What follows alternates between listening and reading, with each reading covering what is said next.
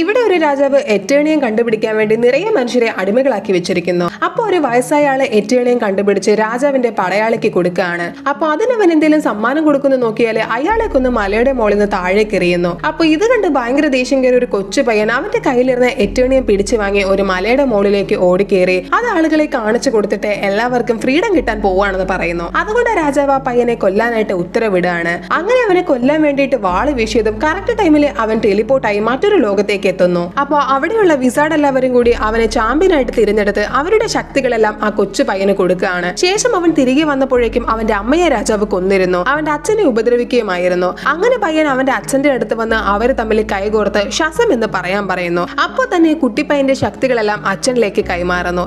ആ സമയം രാജാവിന്റെ ആളുകൾ വന്ന് കുട്ടിപ്പയ്യനെ അമ്പ് ചെയ്ത് കൊല്ലുകയാണ്. അപ്പൊ തന്റെ കുടുംബത്തിലെ ആരെയും രക്ഷിക്കാൻ സാധിച്ചില്ലല്ലോ എന്നോർത്ത് അയാൾക്ക് ദേഷ്യവും സങ്കടവും കയറി അയാളെ ട്രാൻസ്ഫോം ആയി ബ്ലാക്ക് ആഡമായി മാറുന്നു.